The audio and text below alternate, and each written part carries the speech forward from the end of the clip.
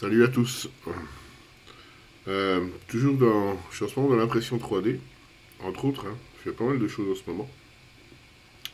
Et il y a peu de temps, je vous ai parlé du sécheur de filaments sous le nous, pour les filaments d'impression 3D, pour les sécher, en fin de compte, pour pas qu'ils prennent l'humidité. Voilà, vous avez trouvé ça intéressant. Et on m'a posé la question comment je stockais, en fin de compte, les filaments après séchage. Et ça m'a amené à une autre question. Effectivement, moi je les remets dans les boîtes avec du silica gel. Vous voyez, ce genre de truc là. Je mets ça dans les boîtes et puis au final, voilà quoi. Et je me suis dit, on peut sûrement faire mieux que ça. Et j'ai trouvé sur Amazon les sachets, des sachets comme ça, sous vide, livrés avec une petite pompe. Voilà. Et ça m'a impressionné parce que effectivement, après séchage, je les mets à l'intérieur et ils restent bien sous vide du coup. Alors on rajoute un peu de silica gel dedans. Et ça donne franchement, je vais vous montrer. On va en avoir ici. J'aurais pu le préparer avant, hein. Mais bon, c'est spontané. Hop.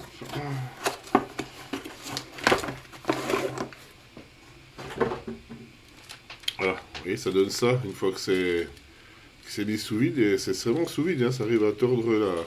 Et ça tord un peu la bobine même. Franchement, c'est nickel. Pour l'ouvrir, il suffit de dézipper. Et là, le filament, il est franchement à l'abri de l'humidité, quoi. C'est vraiment impeccable. Ça vaut pas très très cher, ça vaut une dizaine d'euros, je crois, les 20 sacs, avec la pompe et le sachet de silica gel. Franchement, n'hésitez pas. Alors, je pense qu'il y en a qui connaissent ça depuis longtemps, hein, mais je m'étais jamais trop penché sur la question.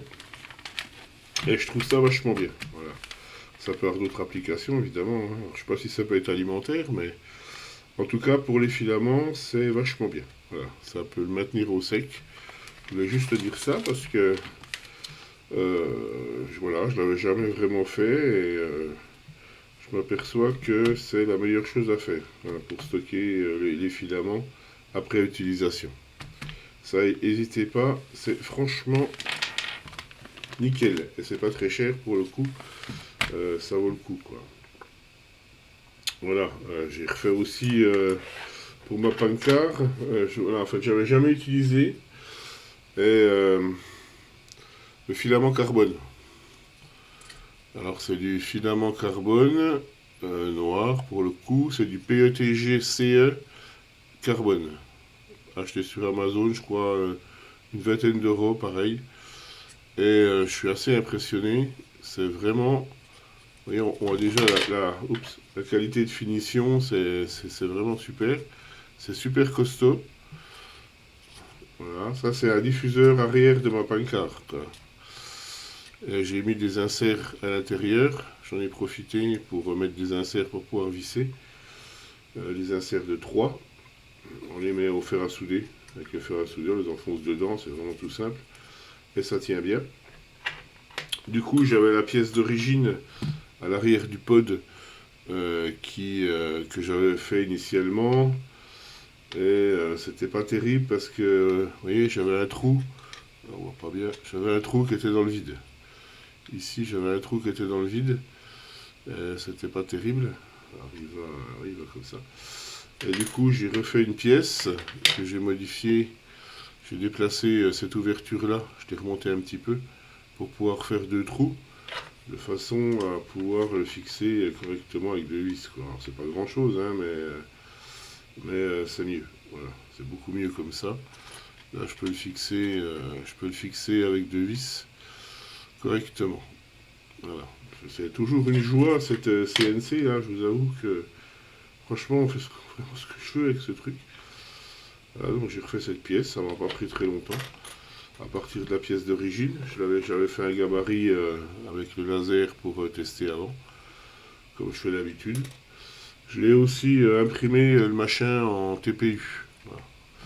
Parce que ça arrive qu'il casse, hein, quand on tape un peu ou qu'il sur diverses actions à contrôler de ma part. Je trouve ça moins qualitatif par contre en TPU. C'est trop souple. Je trouve que c'est trop souple, ça se tient pas forcément bien. Voilà. Bon, j'imprime correctement le TPU, il n'y a pas trop de problème. Ça c'est parce que ça fait un peu des reflets bizarres, parce que je ne l'ai pas peut-être orienté correctement sur le plateau. J'aurais dû le mettre, on le mettre comme ça, j'aurais dû le mettre en biais. Enfin, bref. Mais j'aime moins le TPU. Voilà, c'est moins qualitatif. Enfin, pour cet usage-là, je suis pas sûr que ça soit bien. Je vais rester sur le carbone. Alors pour le carbone, évidemment, utiliser une buse acier, hein, pas une buse laiton. Parce que le carbone, c'est assez abrasif. Et ça va vous bouffer votre bazar d'extrusion assez rapidement, je pense. J'ai pas de recul hein, là-dessus. Mais je pense que la buse acier... voilà, donc j'ai acheté une buse acier. Et on verra si ça dure plus longtemps. Voilà ce que je fais un peu en ce moment. Entre autres, hein, je suis en train de préparer les voitures. Là, vu que le soleil revient, ça donne envie. Je ferai une petite vidéo là-dessus à l'occasion. Enfin, c'était surtout pour le sachet là, parce que ceux qui hésitent ou qui connaissent pas, eh ben n'hésitez pas, parce que c'est vachement bien. Un petit coup de pompe, ça prend 5 minutes, hein, mettre la pompe, hein, c'est pas long. Hein. Vous pompez peut-être 6-7 fois et franchement c'est emballé quoi. Donc ça c'est vachement bien. Voilà. Allez sur ce, bonne journée à vous.